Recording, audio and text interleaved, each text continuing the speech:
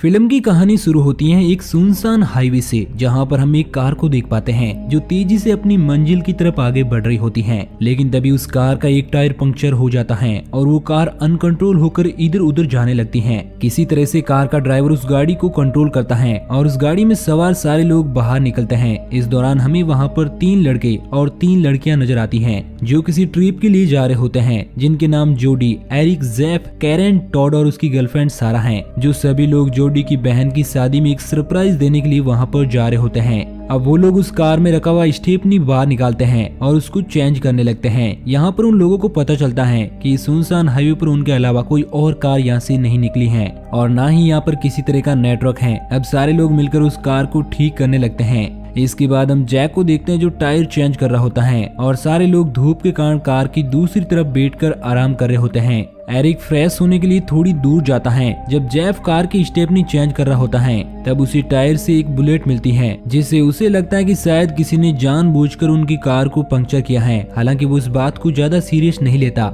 क्योंकि वो तो एक घने और सुनसान जंगलों में थे। तभी टॉड देखता है कि पास ही रखा हुआ स्टेपनी टायर वहाँ से लुढ़क कर हाईवे पर आगे जा रहा है, तो वो टायर को लेने के लिए उसके पीछे जाता है। इसके बाद सारा जब जेफ को देखने के लिए कार की दूसरी तरफ आती है तो वो बिल्कुल हैरान हो जाती है क्योंकि जेफ को किसी ने गोली मार दी थी और उसका सर पूरी तरह से डिस्ट्रॉय हो चुका था। इससे पहले कि वो सारे लोगों को अपना रिएक्शन बताती, उसे भी एक गोली आकर लगती है जो सीधे उसकी आंख में लगती है। इसके बाद एक और गोली उसकी दूसरी आंख में भी आकर लगती है। ये सब उसके सारे दोस्त देख रहे थे जो अभी जिंदा थे। इसके बाद कैरन, जोडी और टॉड को तुरंत कार के पीछे आने को कहती है क्योंकि वो समझ जाती है कि कोई उन्हें छिपकर निशाना लगा रहा है। वो लोग डरे हुए उस कार के पीछे भागते हैं। इससे पहले कि टॉड कार के पीछे कवर ले पाता, उसे भी एक गोली आकर कंधे में लगती है जिससे वो घायल हो जाता है। इधर एरिक भी अब सभी लोगों के पास आने के लिए आगे बढ़ता है, लेकिन वो भी गोलियों की आवाज सुनकर वहीं पर पड़े एक पेड़ के पीछे छिप जाता है। लेकिन दूर बैठा वो शूटर अब एरिक के ऊपर भी फायरिंग करता है। हालांकि वो पेड़ के पीछे कवर होता है, इस कारण उसे गोलियां नहीं लगती और वो शूटर उसके दोस्त जो कि कार के पीछे छिपे हुए थे वो उन पर भी गोलियां चलाता है।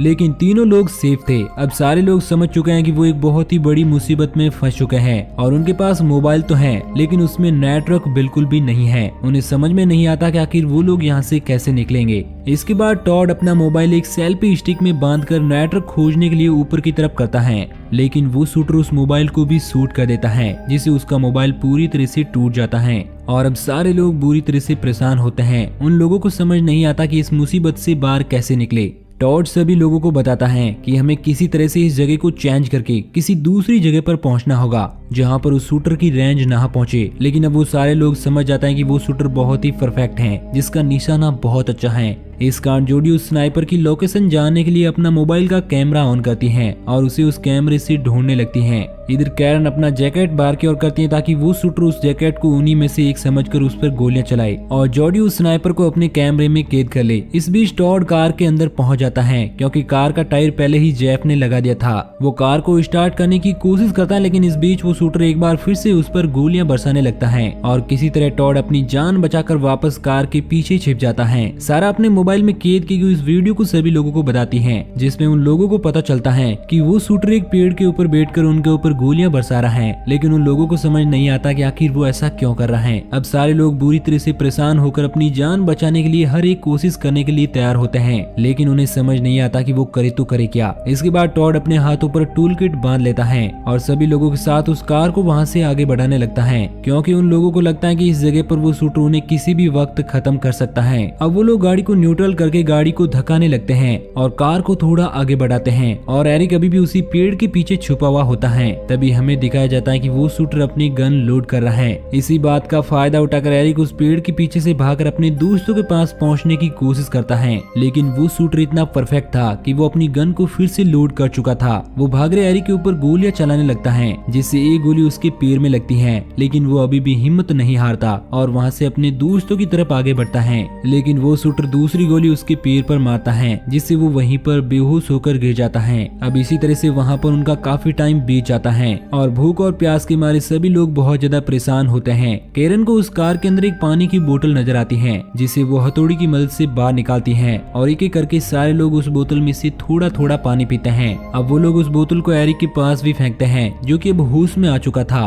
वो जब उस बोतल में से पानी पीने लगता है तो वो शूटर उसके हाथ पर गोली मारता है, जिससे एरिक की हालत और ज्यादा बिगड़ जाती है और वो दर्द के मारे तड़पने लगता है। इसके बाद हमें दिखाया जाता है कि टॉड अब पूरी तरह से टूट चुका है। इस कारण वो उस कार की कवर से बाहर आता है और स्नाइपर की रेंज में आ जाता है, लेकिन वो शूटर उसे शूट नहीं करता। अब वो सारा की डेड बॉडी के पास जाकर उसके हाथ को अपने हाथ में रखकर किस करता है और उसकी बॉडी के पास ही बैठ जाता है। इधर एरिक देखता है कि इस जंगल से एक भेड़िया उनकी ओर आगे बढ़ रहा है और उसे लगता है कि शायद वो भेड़िया उसे खत्म कर देगा, लेकिन इससे पहले कि भेड़िया उसे खत्म कर पाता एरिक की वहीं पर मौत हो जाती है। ये सब देखकर टॉड पूरी तरह से टूट जाता है और उसे उस शूटर पर बहुत ज्यादा गुस्सा आता है। तभी वो देखता है कि उसके हाईवे पर एक कार उनकी तरफ आगे बढ़ रही है। वो उस कार को आगे ना जाने के लिए कहता है, लेकिन वो स्नाइपर टॉड के ऊपर गन से फायर करने लगता है और उसे उस हाईवे से हटाने लगता है। वो कार अब तेजी से उनकी तरफ आगे बढ़ रही होती है और इसी बीच वो शूटर टॉड के सीने पर भी एक गोली मार देता है, जिससे वो अपनी गर्लफ्रेंड सारा के पास ही गिर जाता है और उसकी वहीं पर मौत हो जाती है। इधर अब वो गाड़ी तेजी से वहां तक पहुंच जाती है। कार के अंदर हम एक फैमिली को देख पाते हैं, जिनमें एक फादर, एक मदर और एक उनकी डॉटर होती है। मदर उस कार को ड्राइव कर रही थी और हस्बैंड सो रहा होता है। हाईवे के ऊपर पड़ी लाशों को देखकर वाइफ अपने हस्बैंड को जगाने की कोशिश करती है, लेकिन इससे पहले ही वो शूटर वाइफ के ऊपर गन से शूट कर देता है, जिससे वो कार अनकंट्रोल होकर उसी हाईवे पर पलट जाती है और कार में बैठे तीनों लोग बुरी तरह से घायल हो जाते हैं। अब वो लेडी किसी तरह से उस कार से बाहर निकलती है, जो कि बहुत ही बुरी तरह से घायल थी। अब वो अपने हस्बैंड और अपनी डॉटर को ढूंढने लगती है। इस दौरान कैरन और जोडी उसे कार के पीछे कवर लेने के लिए कहते हैं ताकि वो शूटर उसे ना देख सके,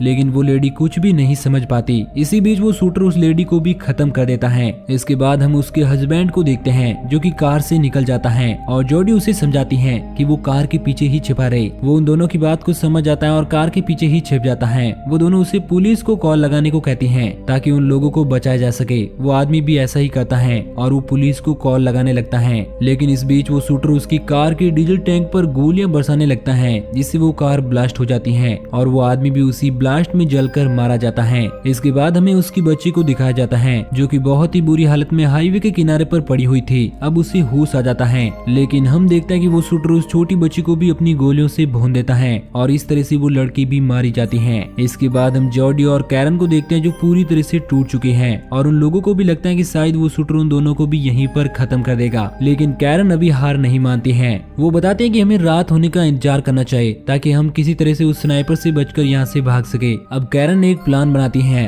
अब रात हो जाती है। कैरन और जोडी उस प्लान को एग्जीक्यूट करने के लिए पूरी तरह से रेडी थे। कैरन कार के टायर को निकालकर उसमें से ट्यूब को बाहर निकालती है और कार के अंदर ही उस ट्यूब को जलाकर रख देती है ताकि चारों तरफ धुआं ही धुआं हो और वो भाग सके। वो शूटर, जो कि अभी भी पेड़ पर बैठकर उन लोगों का रास्ता देख रहा था, उसे भी कुछ भी समझ नहीं आता क्योंकि चारों तरफ धुआं फैल रहा था। अब जोडी और कैरन दोनों इस बात का फायदा उठाकर वहाँ से भागने की कोशिश करने लगती हैं। तभी उन लोगों को एक पुलिस ट्रक नजर आता है, जो कि उनकी तरफ आगे बढ़ रहा था। उस ट्रक के अंदर 2 ऑफिसर और 2 स्नाइपर भी मौजूद थे, लेकिन उन लोगों को भी नहीं पता था कि आखिर वो शूटर कहाँ पर हैं। इस बात से हमें पता चलता है कि उस ब्लास्ट में मारे गए उसी आदमी ने पुलिस वालों को सारी बातें मरने से पहले ही बता दी थी, इस कारण वो वहाँ पर पहुँच चुके थे। ट्रक में बैठा हुआ एक ऑफिसर बैकअप के लिए अपनी टीम को कॉल करता है, लेकिन इस दौरान वो शूटर उस ऑफिसर को भी शूट कर देता है, जिससे वो पुलिस ट्रक पूरी तरह से अनकंट्रोल हो जाता है और वो आगे बढ़ रहा होता है। इस दौरान ट्रक में बैठे हुए 2 स्नाइपर में से एक स्नाइपर नीचे गिर जाता है, जिसे पेड़ पर बैठा हुआ वो बेरहम स्नाइपर खत्म कर देता है। ये सब देखकर कैरन जोडी से कहती है कि हमें यहाँ से किसी तरह भागकर जंगलों की तरफ जाना होगा ताकि हम अपनी जान बचा पाए, लेकिन जोडी अभी भी बहुत ज्यादा डरी हुई थी। उसे लगता है कि वो शूटर उन्हें भी खत्म कर देगा, इस कारण वो वहाँ से नहीं जाना चाहती। कैरन अब अकेले ही जंगलों की तरफ भागने लगती है और कुछ ही दूरी पर पहुंचने पर वो शूटर उसे भी शूट कर देता है, जिससे अब कैरन भी मारी जाती है। इसके बाद वो पुलिस वाला ट्रक भी जोडी के बहुत करीब आ चुका था। जोडी भागकर उस पुलिस ट्रक के पास पहुंच जाती है, जहां पर 2 पुलिस वाले मौजूद थे। जोडी उन लोगों को बताते हैं कि यहाँ पर एक स्नाइपर है, जो कि पेड़ पर बैठकर लोगों को अपना निशाना बना रहा है और उसने अब तक कई लोगों को खत्म कर दिया है। वो उन लोगों को वहाँ से भागने के लिए कहती है, लेकिन वो दोनों पुलिस वाले अब उस स्नाइपर को किसी भी तरह से खत्म करने के बारे में सोच रहे थे, क्योंकि उस स्नाइपर ने उनके 2 साथियों को खत्म कर दिया था। अब वो दोनों अंधाधुंध फायरिंग करने लगते हैं, लेकिन एक भी गोली उस शूटर को नहीं लगती, क्योंकि पुलिस वालों को उस स्नाइपर की एक्चुअल लोकेशन पता नहीं थी। अब वो शूटर उन दोनों पुलिस वालों को भी एक एक करके खत्म कर देता है। इस बात से जोडी बुरी तरह से डर जाती है, क्योंकि अब उस हाईवे पर वहीं अकेली जिंदा बची थी। इसके बाद जोडी बड़ी हिम्मत दिखाती है और उस पुलिस ट्रक को लेकर वहाँ से अपने आप को बचाने के लिए भागने लगती है। वो हाईवे पर उस ट्रक को चला रही होती है। इस बीच तेज शूटर जोडी पर भी फायरिंग करने लगता है। इस दौरान एक गोली सीधा आकर जोडी के कंधे पर लगती है, जिससे वो ट्रक पूरी तरह से अनकंट्रोल हो जाता है और सीधा जाकर उसी पेड़ से जा टकराता है जहाँ पर बैठकर वो शूटर लोगों को शूट कर रहा था। इसके बाद पेड़ पर बैठा हुआ शूटर भी ट्रक की टक्कर से नीचे गिर जाता है और उसकी वो स्नाइपर गन भी नीचे गिर जाती है। जोडी उस गन को अपने पास ले लेती है। अब वो शूटर अपने हाथों में चाकू लिए जोडी को खत्म करने के लिए आगे बढ़ता है, क्योंकि उसे लगता है कि जोडी बहुत ही ज्यादा डरी हुई है और वो उसे उस गन को शूट नहीं कर सकती।